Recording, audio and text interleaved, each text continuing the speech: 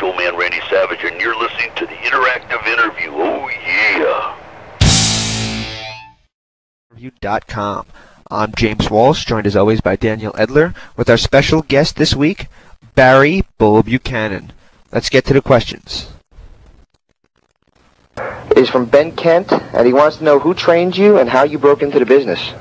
A guy named James Hammonds trained me back in, I guess, the end of 92, beginning of 93. He was just a small promoter here in our hometown, and I knew that they were doing shows, and it's something I'd always wanted to do, so I got in touch with him, and he trained me, and most of the first shows that I did were with him, and then I started to venture out on my own more, but yeah, that's who trained me, and so. How'd you end up breaking in? How'd you end up getting jobs in indie feds and things like that? Just I started with him, and I got my name out, and just kind of gradually branched out more and more, started traveling a little further, as word got out of different shows. And I guess my first real break was with the Sammy Kent. They had a little promotion here in Atlanta called North Georgia Wrestling. A lot of guys came through there. New Jack, Mustafa, Scotty Riggs, a ton of guys. Being here in Atlanta, there were a lot of wrestlers, a lot of wrestling here. So it was a starting point for a lot of guys. You've been with the WWE for 7 years, up until your release. How did you break in originally? Like, who approached you, and how did they sign you on? Actually, my first real break in wrestling came with Jim Cornette. He brought me into Smoky Mountain, and I worked there until the promotion closed. And he told me to just keep working, because Glenn Jacobs had just went up, and he was there, and Al Snow was there. Both those guys went up, and he told me just to keep working, and he would see what he could do, because he thought I had the potential to go. About 6 months later, I got a chance to go to ECW with a guy named Billy Black, who used to work a lot in Japan with Joel Deaton, and we went as a tag team. We did one TV with ECW, and came back, and I guess Cornette kind of used that to build me up with Vince, and I got a call on a Sunday night, a week after I got back from ECW. Cornette called me and said that they wanted to sign me. So I went up to Titan Towers. I was actually there the same day that Rocky signed his contract. We were both there, and they signed me, sent me to Memphis. Excellent. Did they like, when you were signed, did they outline what plans they had for you for the future, or was it just, were you just pleased to be signed? No, they, really they just signed me off of Cornette's word, which shows you how much the, influence he had at that time. But they actually didn't know what they were going to do with me, which is kind of the story of my career there. But like I said, they sent myself, Rocky, and a guy named Bart Sawyer. We were all in Memphis at the same time. So we were actually some of the first, I guess you'd call, developmental guys that the WWF had. And we went there. We just kind of did our own thing there. And I stayed there for about 6 months and just worked as, I think I was working as a Punisher. And then I got the call to come up. They were going to do the Truth Commission thing. So that was actually the first idea they had with me. That kind of segues into my next question. You've played a character in the Truth Commission, you were in Right to Censor, you were a rapper, and you did the prison guard gimmick. What was your favorite gimmick in the WWE? Oh, prison guard gimmick. Prison guard. That was as close to being me as they ever really came. What was the furthest from being you? Most people would be, well, no, they wouldn't be surprised. The South African. Most people would think that the rapper, but I'm actually into hip-hop music, and I think that surprised a lot of people up there that I actually knew what I was talking about when we started doing the gimmick. So I was actually had a lot of fun with that also. I really enjoyed that. I really enjoyed doing something with John Cena. I think he's one of the not only future superstars, but I think he's the future superstar. I really think he could be the next Rocky if given a chance. Actually, that stands next question. Into our next question. Right. With Brock Lesnar getting the major push, do you feel that perhaps the balance of the TV time between Brock, John, and Randy Orton's been shared out fairly, or do you think that maybe John should have got a more of a fair share? Because when he debuted, he was wrestling Jericho, and now he's pretty much dropped down the card. Do you think that's a fair reflection of his time in there? Or? You know what? And this is just my opinion. I really don't know how they feel, but I was there for 7 years, and I've seen a lot of guys come and go, and I've seen it happen before. I think with John, they know that they can plug him into almost anything, and he would be ready to go.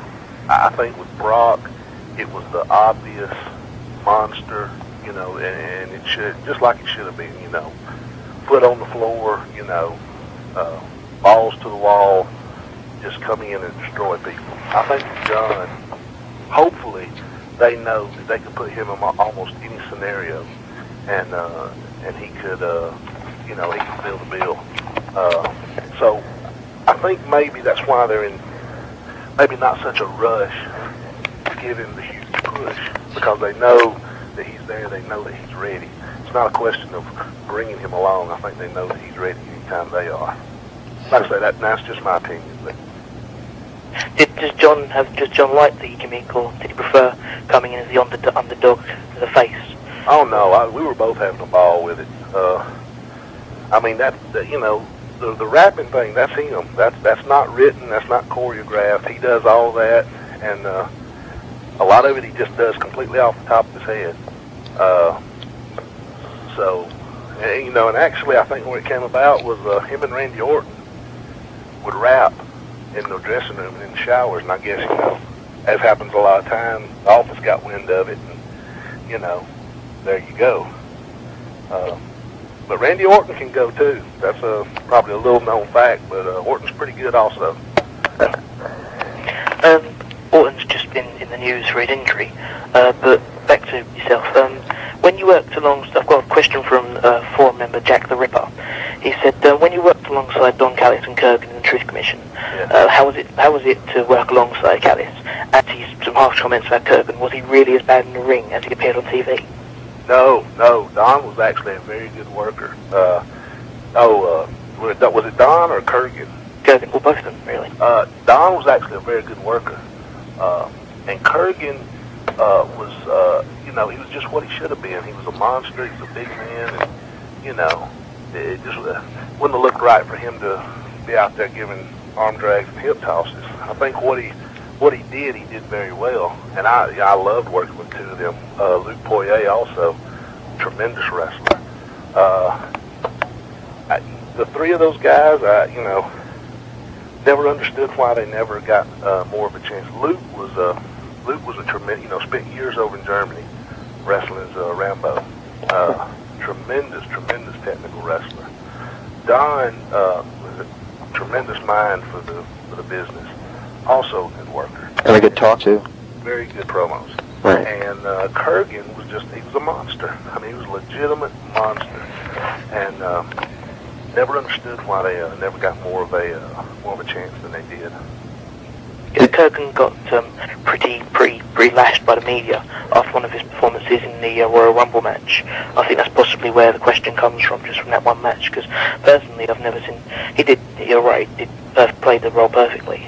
Yeah, it's just a shame that they're cutting people without the people like Big Show get so much heat just because they're not like the most rounded Chris Benoit style character, but they play their role perfectly. Right. I mean, if Big Show went out there and started giving people hip toss and arm drags, people would say, what the hell is he doing? You're kind of in a no-win situation when you're cast into that stereotype, because you're limited as to what you can do. And then will say, oh, well, he's limited, he doesn't do a lot. Well, you know, it's kind of a catch-22. But, you know, like I said, you know, Kurgan did very well at what he should have done. Did you find being under... Sorry to interrupt you there. Did you find being under a WWE contract restricting, and would you return down the line if creative had something to do for you? No, it wasn't restrictive at all. I mean, you know, for 7 years, I mean, this is just the bottom line of it. For 7 years, you know, my family was financially took care of. I was financially took care of. Even when they didn't know what they were doing with me, even when I was at home, you know, I was still under contract. I was still being paid. And, you know, there was always somewhere to go work. There was always a territory. There was always Memphis. There was always Louisville. But there was always, you know, and I've even done independent contract with WWF. You know, just I would clear it with the office. I mean, you know, they would be crazy for a guy just to sit at home and not want to work. So, no, and, you know, if I would return, yeah, I mean, I think it basically boiled down to economics. Vince McMahon's a businessman. You know, he made a business decision. I'm not mad about that. So, yeah, I would definitely return down the line. That's my next question. Was your WWE release mutual, and do you have any hard feelings for anybody in the company? No. No hard feelings at all. I mean, like I said, it was 7 of the best years of my life. I mean, I got to be,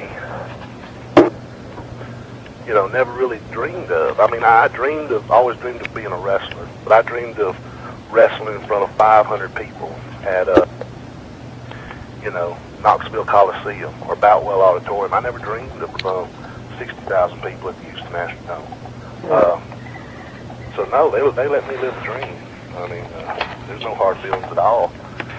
Jim Ross, Jim Cornette, Bruce Pritchard, all those guys. And I mean, you know, they believed in me when I'm sure there were people that wrote me off or said, well, listen, we can't figure out what to do with this guy. And I know some of those guys went to bat. I know Jim Ross went to bat for me. I know Bruce Pritchard went to bat for me. Cornette also, and even Vince himself. I mean, because that's what it all boils down to. You know, in the end, it's all Vince's decision. So, you know, they gave me a lot of chances. No, I'm not bitter at all. When I look back on my WWE experience, God, like I said, 7 of the best years of my life. I'm sorry to step on you, Dan. Recently, you've been backstage at least one of the past NWA TNA pay-per-views. What was that regarding, and what kind of, do you see a future possibly in that company? Actually, I just rode up to see some of the guys I knew, and you know, see what was going on up there. And to be honest with you, I really liked what I saw. As far as the future, yeah, I mean, you know, right now, they're really the only thing going other than the WWE. One of my big goals right now is to make the move to Japan, but I would definitely consider doing NWA. Do you think that the WWE releasing a lot of talent will eventually help them get more on the map than they are? As regards to the NWA? Yeah, TNA. Yeah. I mean, I think we've all seen when WCW went under, it hurt because there was no competition.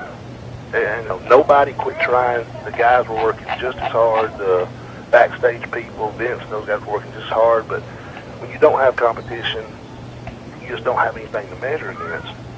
And I think now we all see that. And, you know, there's probably a lot of guys backstage at WWE pulling for those guys in NWA. Simply because I think if their show elevates, it elevates WWE. You know, the two actually working against each other should work to better both the shows. So, yeah, I think, you know, you probably wouldn't get anybody to say yes, but I think there's probably a lot of people up there pulling for the NWA to, and you know, I mean, nobody is going to put Vince out of business. Nobody is going to, and even right now, nobody is going to give Vince the kind of neck and petition that WCW did at one time. But if somebody could offer an alternative, I think that would just help them and the WWE. Just a question about, you mentioned Japan. Have you had any talks to go over there with any promotions over there, or what's like lying in your immediate future? I've talked to 01. I've had some